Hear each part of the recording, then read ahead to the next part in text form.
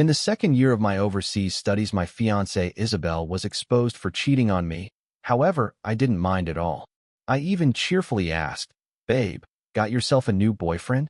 Isabel, eyes full of longing, replied, "You have no idea. I've never met someone so hardworking and driven. He's diligent and persistent. Even when he stays up all night gaming, he never skips morning classes. He works part-time to support himself. Even though his graduation was delayed, he still delivers food every single day."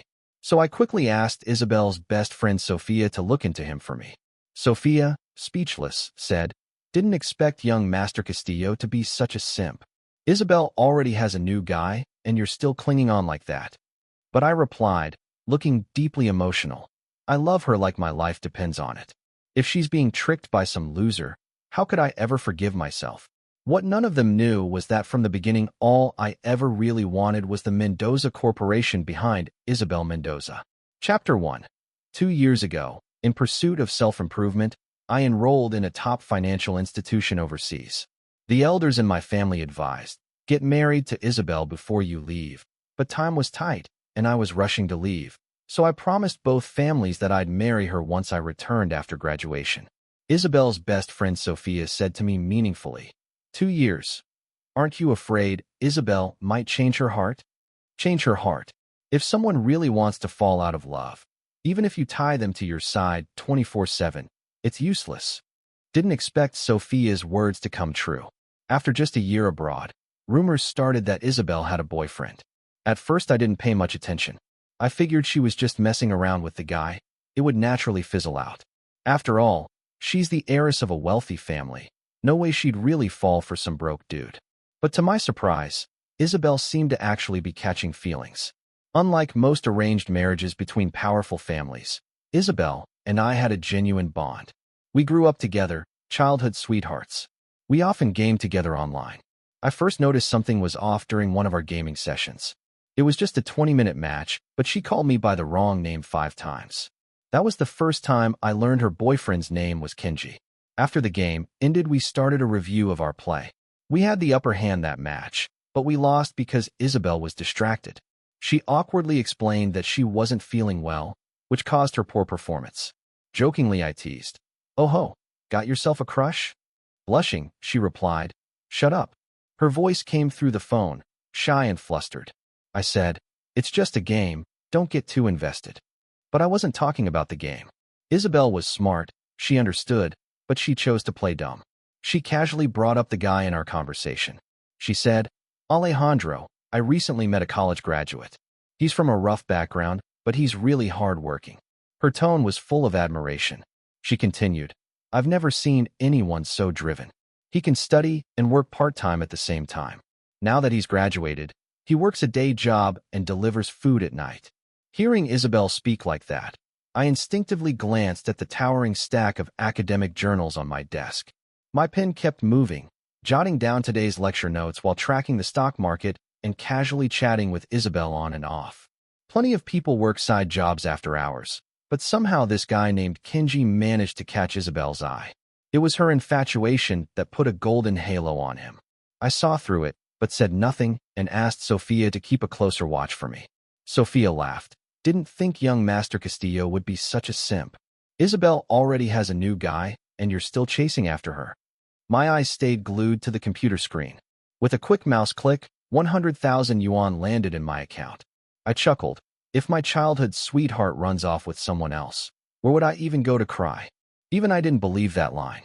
I just didn't want the Mendoza Corporation falling into the hands of some random nobody. From beginning to end, what I truly wanted was the Mendoza family empire behind Isabel Mendoza. Only by joining the Castillo and Mendoza families could we create a business empire like no other. And both were indispensable. Chapter 2. The year I finally graduated and returned to China, Isabel still hadn't gotten tired of her new boyfriend. This was the first time she had stood me up because of a guy. When I walked out of the airport, the one who came to pick me up was actually Isabel's best friend Sophia. She waved at me with a bright, playful smile curving her delicate features. She said, "Isabel's boyfriend is sick, so she's taking care of him. Let's go." Without even glancing at her, I pulled out my phone to call the butler to pick me up. Sophia snatched my phone away irritably. quickly ending the call, and forced me into her car. She said, "You really don't want to see me, ah?" Her voice carried a playful pout, but her eyes were slightly red. Ignoring the heat in her gaze, I said, "Sophia, you're my fiancé's best friend." Sophia smiled slyly at that, her eyes seductive like silk threads. "Your fiancé already has a boyfriend. You can find a girlfriend too, can't you?" When I didn't respond, Sophia pouted and climbed into the car. While we were in the car, Isabel called. She said she had begged Father Mendoza for a long time and had finally secured a 20 million investment for me. I was quite satisfied with her guilt-driven compensation. Her voice softened, cautiously explaining, "I'm sorry, something came up and I couldn't make it. Have you already left the airport?" I replied, "Yeah." Next second, a man's voice groaned in pain on her end, and she hung up. From the corner of her eye, Sophia glanced at me and, "Even with all that, you're still going to marry her?" I raised an eyebrow. "Do you think I'm marrying just her?" She seductively, almost too bluntly, tried to tempt me. "What's so good about her anyway? My family's not any worse than the Mendoza family. If you have to choose someone, why not choose me? At least I'm cleaner than she is," I said darkly. The Mendoza family only has one daughter. Sophia was speechless. Chapter 3. At the welcome banquet, Isabel arrived late with glaring hickeys on her neck, catching everyone's eye. I almost burst out laughing. How could anyone be this stupid? So stupid that I couldn't even be bothered to respond. This was no different from throwing yourself to the slaughter. The room buzzed with whispers. Father Mendoza and Mother Mendoza scolded Isabel harshly, making her kneel in the living room for 2 nights. It was only after I pleaded on her behalf that she was let off. And because of those kiss marks, our engagement was moved up. She looked at me and said, "Alejandro, please don't be mad. It's not what you think." I opened the ointment and handed it to her, my expression indifferent and my tone casual. "What's there to be mad about? It's not like I like you." Her dark, beautiful eyes froze for a moment, unable to recover for a long time. I looked at her face, the only face that once stirred my heart but now did nothing, and said, "Isabel, this is just a business marriage. We each get what we want. You don't need to apologize to me." She frowned slightly, then muttered like she was sulking, "You're right. It's a business arrangement. Liking each other is the least important part." I packed up the first aid kit and said, "Why are you being all passive-aggressive now? If I didn't know you had a boyfriend, I might have thought you were actually into me." She blinked, surprised. "You knew?" I laughed. Did she really think I was an idiot? Those obvious marks, what else could they be? It's not like a dog bit her. I said, "That's not important. What's important is we each do our own thing, but don't bring it home. Grandma's old." I paused, then added seriously, "Besides, if a scandal breaks out, it'll affect the company's stock." Isabel pursed her lips, pulled out the hair tie from her hair in frustration, and said, "There's nothing going on. He and I could never be together. We're the ones who." I cut her off. "No need to explain. The Civil Affairs Bureau is still open. Let's go get the marriage certificate." The paperwork went quickly. On the way there, Isabel's boyfriend called her 7 or 8 times. In the end, she just turned off her phone, her eyes filled with irritation. She asked me, "What are your plans now that you're back?" I answered honestly, "The elders hope we'll have a child soon." Her expression turned strange, ears slightly red. Even her voice faltered, off-pitch. She pressed her lips together and said, "Hey, I'm not ready yet." I smiled at her and said, "There's nothing to prepare for. Just remember, what I want is a child of the Castillo family." Her eyes flickered and a storm of anger rose within them. She bit her lip. "Alejandro, what do you mean by that?" I didn't bother to explain further. I had made myself clear and she was smart enough to understand. I didn't care who my wife was as long as the family behind her held weight in the business world with wealth, power, and influence that could benefit my career. That was enough for me. I figured compared to something as vague and unreliable as love, I'd rather leave my child with endless wealth and privilege. As long as my child could inherit the legacies of both the Castillo and Mendoza families, they wouldn't have to worry about anything for generations. Chapter 4. While Isabel went back to catch up on sleep, I went to the company to complete the onboarding process. As agreed, I took over one of the Mendoza family subsidiaries, a company that had been bleeding money year after year. Coincidentally, it sold the same type of products as my own family's business. Mr. and Mrs. Mendoza handed it to me as a training opportunity, an arrangement that was both calculated and thoughtful. Having just returned to the country, I needed to produce results quickly, raise my personal value, and secure a firm foothold in this chaotic and cutthroat circle. Just as I got into the car with a stack of documents, Isabel's boyfriend appeared out of nowhere and blocked my way. He was dressed in a sharp, crisp suit, but every movement of his felt exaggerated, like he was imitating the mannerisms of some high-level executive he wished to become, but clearly hadn't figured out how. Especially his eyes.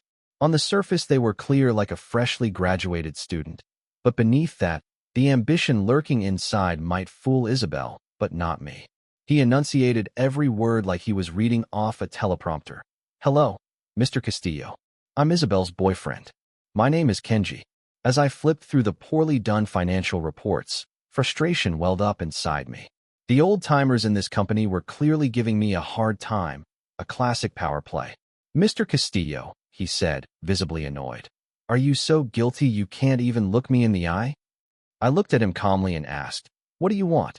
He furrowed his brow and said politely, "Well, I don't think this is the best place to talk. There's a cafe nearby. Why don't we go there?" After the server brought over our coffees, I asked for a pen and calmly continued working, circling all the loopholes in the documents and forwarding them to my secretary. Kenji waited a long while for me to speak, but when I didn't, the perfect smile he had plastered on his face started to crack. He finally, "Mr. Castillo, you've studied abroad. Surely you understand concepts like free will and personal dignity, right? I assume you're also against arranged marriages?" A giant question mark flashed through my head. I looked at him like he was a complete idiot. I asked, "Why would I be against it? Do you even know how much money this marriage alliance will make us? I'm not insane. Why would I oppose that? Do I really look like someone who'd give up money for the sake of pride?" He stared at me in disbelief. "But she doesn't even like you. This isn't just hurting us, it's hurting you too. Is money really worth sacrificing happiness?" I had nothing to say to that, so I simply replied, "Money is my happiness. Does it matter if she likes me? With enough money, there'll always be people who do." He gritted his teeth. "Feelings based on material things are fake. They disappear the moment you have nothing." I chuckled, took a sip of coffee, and said slowly, "Oh, you're noble. So tell me, what kind of feelings don't disappear?" I continued, "By your logic, feelings based on looks fade with age. Feelings based on intellect fade too because people's minds evolve. People are always changing. Any feeling, no matter what it's based on, can disappear because of that change. So really, what's the difference then?" I sneered, and, frankly, it's laughable to hear that kind of idealism coming from a guy who lives off his girlfriend. He slammed the table and stood up. "How dare you say I'm a freeloader? I deliver food 12 hours a day. I earn my money with my own hands." I leaned back on the couch and replied, word by word, "Quit joking. That outfit you're wearing and that watch. There's no way you could afford them even if you delivered takeout until your wheels were smoking. Do you have some kind of performer's personality disorder? Is it not exhausting pretending to be some hardworking underdog? Here's some life advice. If you're living off a woman, don't talk to me about independence or free will. It's ridiculous. You can't even fake it well. At best, you're useless, and forcing the image just makes you look dumb and useless." Enraged and humiliated, he grabbed the coffee cup and smashed it against me. "You homewrecker. Who the hell are you to humiliate me like this?" I looked furiously at the spot on my hand where the hot coffee had burned me and flicked it dry. If I hadn't blocked it with my hand, he would have smashed the cup straight into my face. The next second, I stood up, grabbed him by the collar, and punched him twice, square in the nose. I said, "The marriage between the Castillo and Mendoza families has been public news for a while now. Maybe try using your brain before you speak. Is proving how stupid you are really that urgent?" I added, "I'm not a fool like Isabel. If you come at me again, it won't just be a couple of punches." Just then, Mother Mendoza called. "Alejandro, the items have been delivered. Do you have time to come by now?" I let go of Kenji, grabbed my suit jacket, and walked out as I replied, "Yes, Auntie, I'm on my way." When I arrived, Mother Mendoza saw my burned hand and cried out, "What happened to your hand?" I smiled, "Just some idiot stirring up drama. He was spreading rumors about Isabel and even asked me to give her up to him. I couldn't let that slide, so I taught him a lesson." "It's nothing, Auntie. Let's talk business. What I meant was simple. I didn't intend to waste a second of my time cleaning up her daughter's mess. I had a mountain of work to do, and I wasn't going to waste a shred of attention on that pathetic couple. Later that night, when I returned home, Isabel was on the balcony talking on the phone, her face cold. She frowned and snapped. Kenji, have you lost your mind? What were you thinking? Then she said, he hit you? She rolled her eyes. You deserved it. Who do you think you are? He's my husband and you? You're nothing. What were you thinking, marry me? You've got nothing. No money, no future. What were you going to marry me with? Are you brain dead? You think you're worthy of me? I must have really spoiled you. When she turned and saw me, the coldness in her eyes softened. She hung up and walked over, speaking gently. Alejandro, how's your hand? I replied, it's fine now. The doctor applied some ointment. She apologized. What happened with Kenji is my fault. Actually, I cut her off. Yes, it was your fault. And I don't want there to be a next time. Whether it's my face or my hand, if either is hurt, it affects my work. Neither you nor he can afford the consequences. Isabel pressed her lips together and said quietly, you should rest early. I'll handle the wedding preparations. I opened my laptop and kept working, not even looking at her. Keep it simple. I don't have time to plan it. Handle it yourself. Her tone cooled. Alejandro, I have work too. I laughed. You've got time for romance, but no time for a wedding? Then maybe we just don't have one. We're already legally married. The ceremony is just for show. Her eyes reddened as she held back her emotions. Alejandro, are you saying that out of anger, or do you mean it? I looked up at her, emotionless. I mean it. Time is money. I don't have time to argue with you. You're not worth it. She turned and slammed the door behind her. Moments later, I heard the sound of a car engine starting outside. Chapter 5. Early the next morning, my secretary drove over to pick me up. Mr. Castillo, the funds have been pulled. I've also notified everyone. The meeting starts at 8 a.m. Just as I arrived at the entrance, I saw Kenji again, that unwelcome pest. My annoyance instantly ignited. I dialed Isabel and snapped. Are you blind? Look at what kind of trash you brought into our lives. He shows up at my work again and again. Isabel, do you think I'm as idle as you are?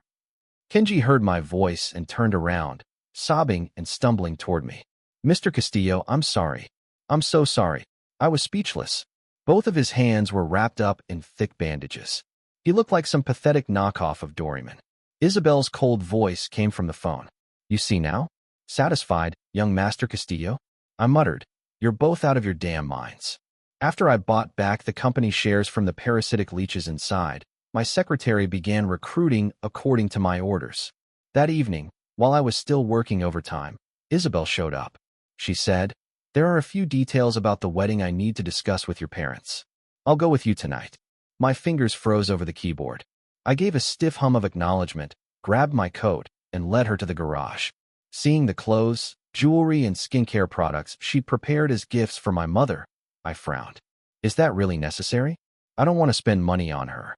Isabel looked at me and said softly, no matter what, she's still your mother. We drove in silence. The courtyard was empty when we arrived, but when the fingerprint scanner flashed invalid, the fire I'd been holding back began to burn uncontrollably. Ignoring Isabel's attempts to stop me, I called someone to break the lock. The moment the door opened, I saw my mother smiling sweetly, chatting warmly with my father's illegitimate son, asking if he was tired from work, whether he was eating well. Rage burned through me. Ever since I'd left home as an adult, not once had she called me. But here she was, doting on the bastard child my father had with another woman. Is this normal? No, it's fucked up. This is my mother we're talking about. I looked at Isabel and forced the words out slowly, trying not to sound like a stray dog kicked to the curb. Let's go. There's nothing worth discussing with them. Isabel clutched my arm, righteous indignation flaring in her voice. This is your home. If anyone should leave, it's him. Sensing the tension, my father sent Carlos away. My mother's face twitched with a flash of discomfort, but she quickly forced a smile and came over, saying she prepared a little something for Isabel. Everything about the place made me feel sick, like I was suffocating. With effort, I patted Isabel's hand still linked around my arm and said, I'll wait in the car. But by the time Isabel came back down, I had already gotten into a fight with Carlos, my father's bastard son. My maternal grandparents had only one daughter, my mother. She gave up a life as a wealthy heiress, abandoned the childhood sweetheart arranged for her, and ran away with my father. She loved that man so much she nearly died for him and drove my grandmother to an early grave in the process. She never involved herself in the company, never cared. It was like she existed for one purpose: to beg for my father's love. She ruined a perfectly good family business. If it weren't for Mrs. Mendoza, her lifelong friend, stepping in and helping when our funding chain collapsed, my family would have gone bankrupt long ago. The year I took my high school entrance exams, everything at home went to hell. My maternal grandparents passed away one after the other. My father took full control of the company, and the woman he'd been keeping outside brought along a son the same age as me, trying to force her way into the family. My mom clung to me every day, crying, asking what she would do if my dad didn't love her anymore. I was sick of it and snapped. That night, I climbed over the wall and beat the hell out of that mistress. Then I took a steel pipe and broke one of my dad's legs. I even screamed at my mother, calling her a pathetic coward. And what happened afterward? Not only did my mother refuse to stand by me, she slapped me across the face twice. She made me go to the hospital and apologize to my father. She yelled, "You ungrateful son. No matter what he did to me, he's still your father. How dare you lay a hand on him?" That just made me even more furious. I got up and slapped her back hard. I roared, "If he's my father, and if everything between you two is your business, then why the hell are you dumping it on me? You made your bed. You deserve it." Later, Carlos, that bastard, started showing up outside my school again and again, mocking me, trying to provoke me. He'd say things like, "Look, Dad just bought me a new game console, but you don't have one. This car key? Dad gave it to me for my birthday, but you didn't get anything. Know why? Dad wasn't home on your birthday. He was with me. Alejandro, Dad hates you. He said everything in the Castillo family will be mine. You'll get nothing. Sooner or later, I'll kick you out of the Castillo family." He grinned at me like a smug little devil. I punched him square in the face. He was bigger than me. Every time we fought, he beat the crap out of me. But I didn't care. I took every hit with gritted teeth. My mother never once asked about the bruises on me. All she ever did was mope around in self-pity, crying and begging the mistress to give her husband back. Calling her a coward was the one thing I never once regretted. Later on, Carlos smashed his own head and framed me for it, claiming I'd attacked him. My mom didn't believe me. She cried, signed the papers with my father, and had me committed to a psychiatric hospital. Sometimes I reached a point where I thought I couldn't keep living.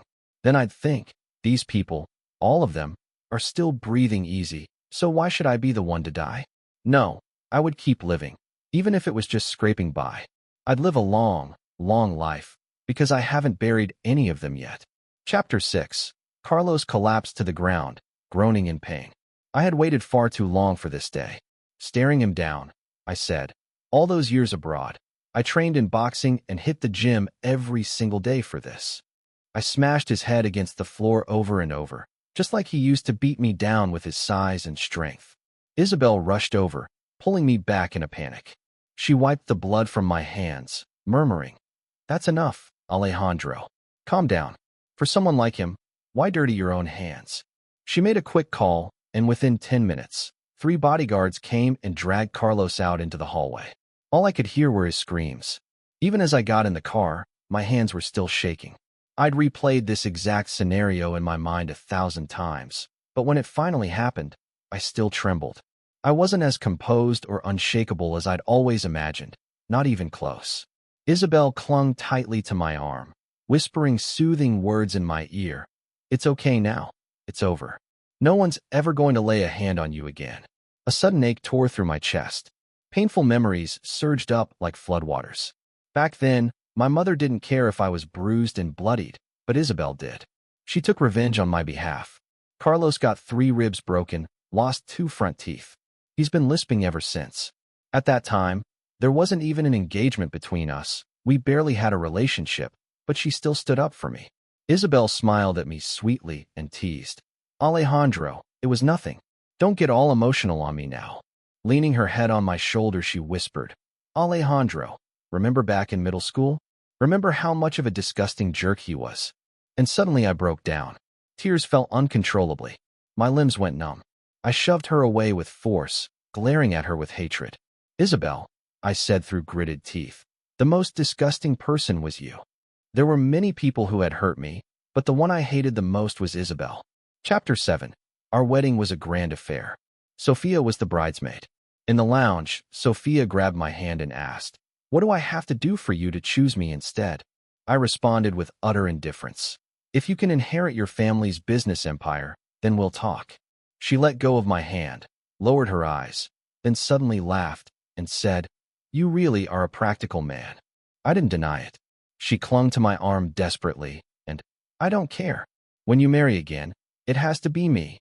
I ignored her. Sophia had been spoiled her whole life. Her mother died, giving birth to her younger sibling, and her father remarried quickly and had a son. Everyone knew the truth. The family's heir was going to be her younger brother, not her. While I waited for Isabel in the bridal suite, I kept working. Since the company's major restructuring, declining sales had finally started to recover. Next, I needed to revamp the aging product line and ramp up marketing efforts. Lately, I'd been working overtime until past midnight every day. I couldn't afford to slack off. Over on the Castillo side, my mother had already sent Carlos to the company to gain experience. Ever since the mistress my father had kept outside died in a car crash, my mother had personally brought Carlos back home, even going so far as to declare that from now on, Carlos was her own son. Before he passed away, my grandfather had split his shares equally between my mother and me. As far as I know, my mother has already given half of her shares to Carlos. I've even contacted a Taoist priest. I'm planning to have him come by in a few days to check on her. I want to see if she's been cursed or possessed, like that mistress stole her soul. Isabel's older brother died in a kidnapping when she was only 3 years old. From then on, she was the Mendoza family's only child. They had her registered under someone else's name, kept her identity hidden at school, and never brought her out in public. When my mother went to Mendoza's house to thank Mrs. Mendoza for bailing us out financially, I was sitting in the car and saw the Mendoza family's maid chasing after Isabel, calling her little princess. That was the day I knew I should start sucking up to the spoiled, temperamental, hard-to-please, pain-in-the-neck named Isabel. In my class, she often got sick and had a bad temper. No one wanted to sit next to her. I dragged my desk over beside hers and said, "Don't worry, I'll sit with you." She gave me a frosty look and asked, "Why?" I said, "Because you're pretty." Her ears turned red and she snapped awkwardly. "Say something like that again, and I'll hit you." I acted like a fool around her, putting on childish performances, but she didn't buy into it. She'd often roll her eyes and say I only knew how to sweet-talk people, then blush at the aloof, top-ranked student sitting in the front row. For 4 years, my relationship with Isabel was lukewarm at best. She ignored my efforts to please her, though she was slightly more tolerant of me than others. We would exchange gifts during holidays, and sometimes she'd hide behind her textbook during class to chat gossip with me. Everything changed after the earthquake at school. I shielded Isabel and got seriously injured in the process. Her parents, traditional old-school business people, saw how a promising young man like me ended up half-blind and half-crippled just to protect their daughter. The two families had been longtime family friends, so they immediately proposed a marriage alliance. Isabel's mother held my hand and said, "I know who you are. Isabel talks about you often. Back when all the kids isolated her, you were the only one who was kind to her." My family used to be on par with the Mendoza family, but after my grandparents fell ill and my mother brought my father into the company, everything nearly collapsed. Now, compared to the Mendoza family, we're worlds apart. If this marriage were secured, the paperwork my parents had been preparing to send me to a psychiatric hospital would have to be torn up. The woman my father kept outside, she'd never dream of becoming part of our family. As for that bastard son of his who kept provoking me, as long as I'm alive, he'll never get a single cent of the inheritance.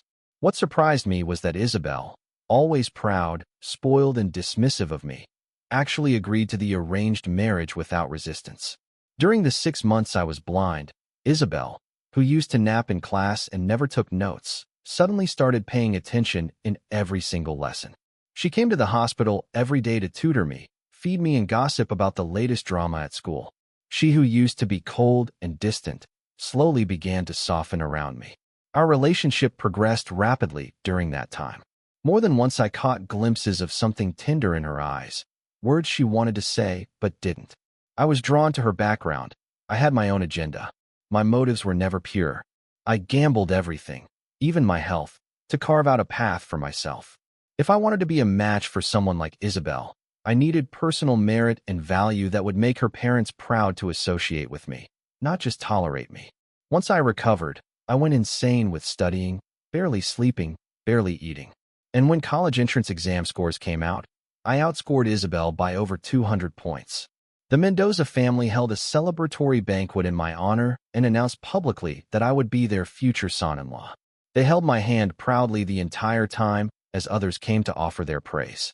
For university, I chose a top economics and finance program. After graduation, I went abroad to continue my studies. Isabel's parents were both workaholics, but they never neglected their home. On the contrary, they were unusually loving and attentive. They supported my education unconditionally, called often to check in on me, comforted me during times I felt lost. I did have schemes behind my feelings for Isabel, but somewhere along the way the lines blurred. Even I could no longer tell which was stronger, the emotion or the calculation. I liked the atmosphere in the Mendoza household. There was no tension, no constant yelling, no hitting, not even raised voices. My needs were respected. Everything I said, even the tiniest preferences, were remembered. They celebrated every one of my birthdays with grand festivities. It terrified me at first, but slowly I began to crave it. I began to sink into that warmth. I didn't like scallions or ginger. Once they noticed, whenever we had meals at their house, the dishes in front of me would be made without them. Even at dinners outside, no matter which of them I was dining with, they would always tell the waiter, "He doesn't eat scallions or ginger. Please make these dishes in 2 versions. The portion in front of him should have none." I don't know why, but these little things stayed with me. They kept me up at night. I never knew what to say in return, so all I could do was awkwardly mumble, "I promise I'll never let you down. I'll take good care of Isabel." It felt like the only value I could offer the Mendoza family. There's a hollow space inside me, something broken and drafty, something not even money or glory could ever fill. But in the Mendoza household, that emptiness slowly began to disappear. I was like a sewer rat peeking into the warmth of the love they gave Isabel, jealous and easily satisfied. Even a little affection, just spillover love because of her, was enough to make me lay down my life. I used to think my heart was as cold and sharp as a blade, that no pain, no despair could break me, that I was invincible. But I shattered because of a single gentle sentence from Isabel's mother. She said, "Alejandro, more than anything else, your uncle and I just want you to take care of yourself. Do whatever you truly want to do. This is your home. We're your safety net. All we want is for you to be happy. You should work hard to become the version of yourself you like, a better version of yourself." I was overwhelmed. I broke down in tears, directionless, consumed with envy. Envy of Isabel. Why did she get to be loved by so many? Even I loved her. I had always believed my feelings for her were nothing but calculation, no emotion, no weakness, until the day I was overseas and received a photo from Sophia, a picture of Isabel in an intimate embrace with her boyfriend. I broke in that instant. In that spiraling rage and heartbreak, I finally understood how deeply I cared for her. She was the one, whether she meant to or not, who pulled me from the mud and changed the trajectory of my life. And I hated her for it. I hated that she made my shattered heart beat again, only to crush it even more violently. If she had never chosen me, if she had always been unfaithful, that would have been easier to accept. But she chose me. She committed to me. She made me believe, gave me hope, and then she broke it with her own hands. For the longest time, the only thing keeping me alive and moving forward was the belief that I would graduate, marry Isabel, have a child with her, build a thriving company, and live an ordinary, peaceful life with our big family. I even let go of my desire for revenge against my parents. All I wanted was warmth, stability, a home. Pathetic, right? But back then, that was what I wanted. Now I don't want any of it. None of that will ever be my foundation again. The only thing I can rely on is myself. Any emptiness filled by someone else will one day collapse again. I have to patch that hole on my own, even if my emotions are broken to begin with. I won't fall for Isabel again. I refuse to be a fool twice. I won't let myself be softened by some illusion of family warmth and lose my edge. So I steadied my weak body and laughed as I cut off the tears Isabel was shedding out of guilt and pity. Don't touch me, Isabel, I said. Your tears are sticking to my face. They're filthy. We're both filthy, aren't we? But the difference is, I have always been stained and broken.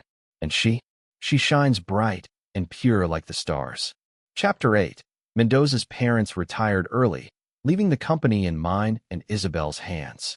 They spent their days at home, enjoying the comfort of family and playing with their grandchildren.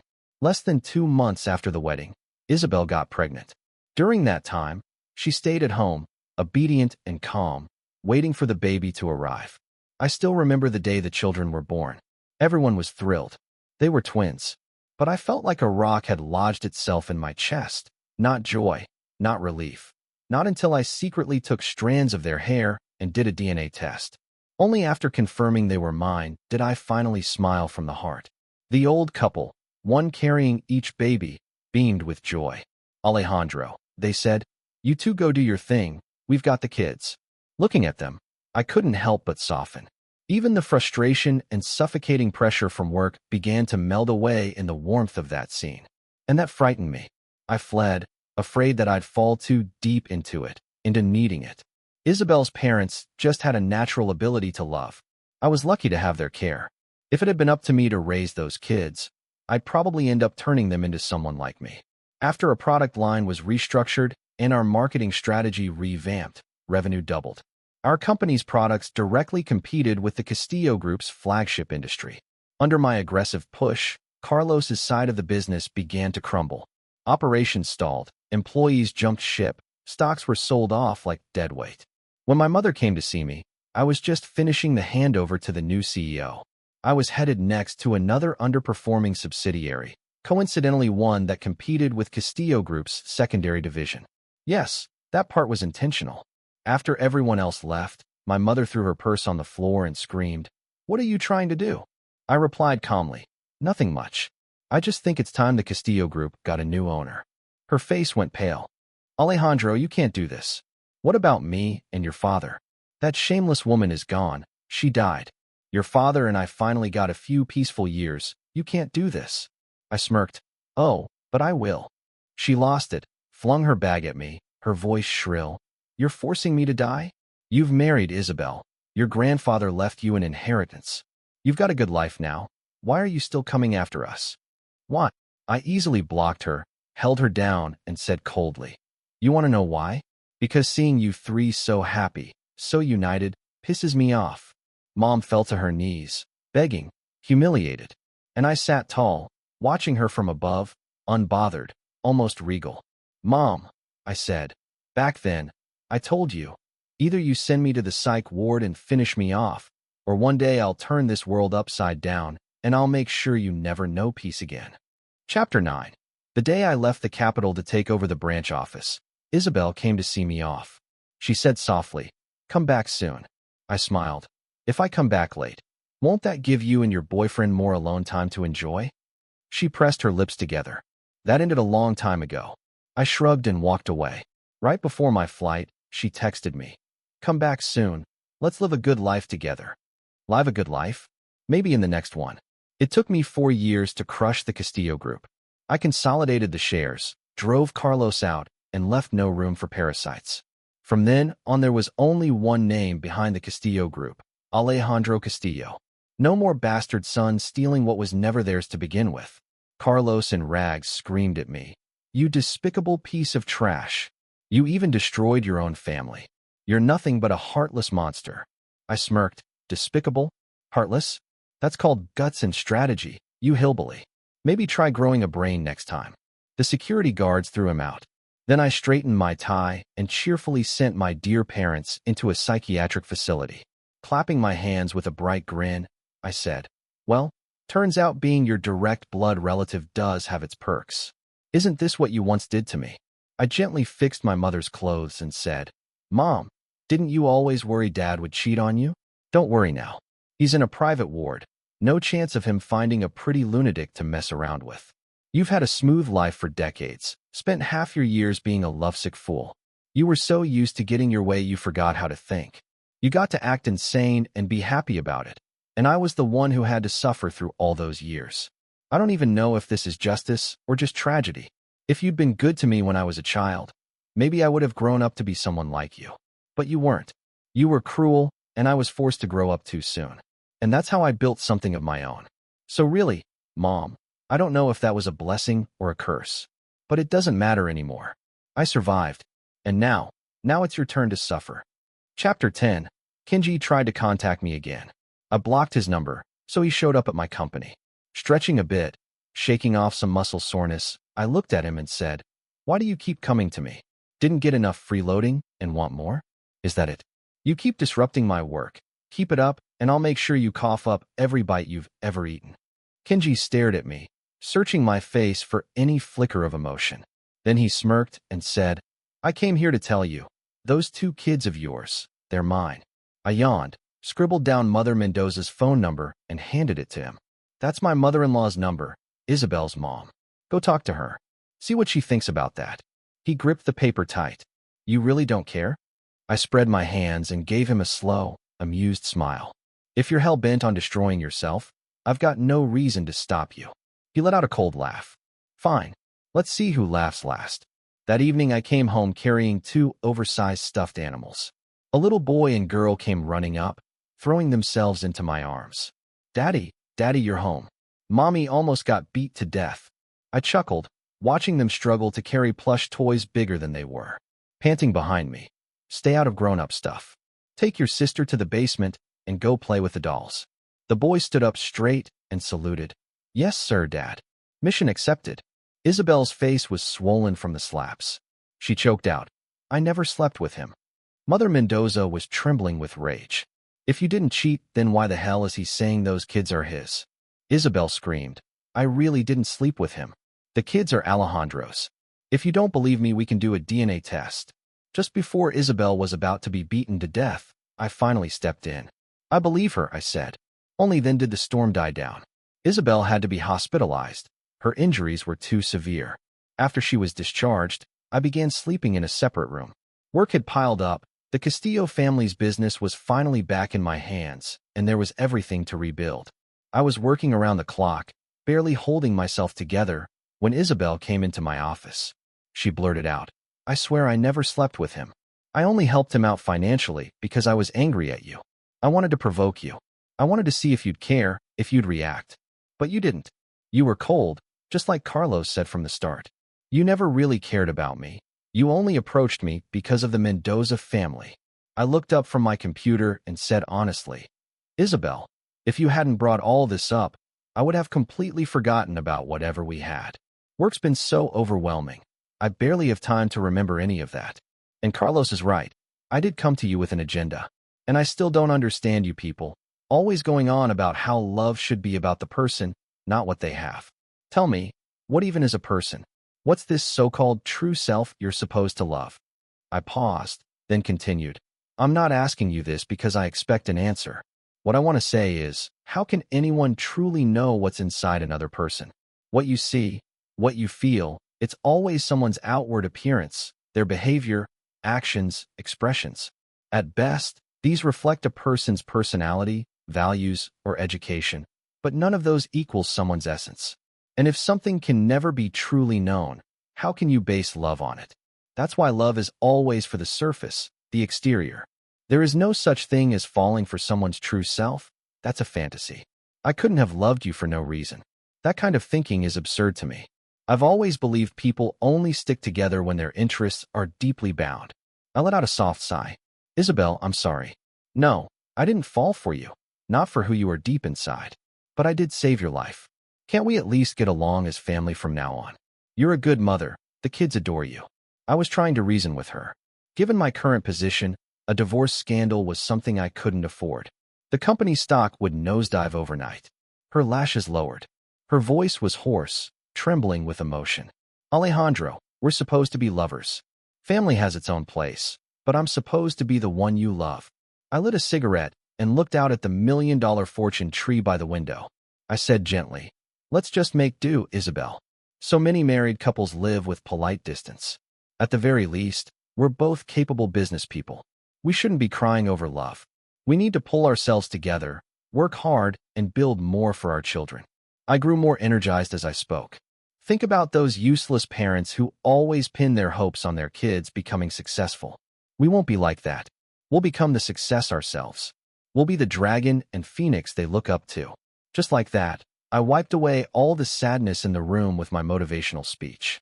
I talked so much I was parched. I said, even if it's just for the kids, Isabel, don't you think it's worth it? She turned her face away, refusing to look at me, drowning in her own emotions. I got tired of coaxing. All right then, I'll get back to work. When you're done crying, go check on the kids. We've got a meeting first thing in the morning. Don't let personal drama affect your job. Right then, the housekeeper Lisa came in with tea. Seeing Isabel crying so hard, she began stomping her foot in frustration. Madam, if you're going to cry, go back to your own room. Don't disturb the young master's work. You're grown but you're acting like a child, haven't learned a damn thing. I secretly gave Lisa a like. Gotta give my mouth double a raise later. Now back to work. Let's go. Another day of hustling to make money for the kids.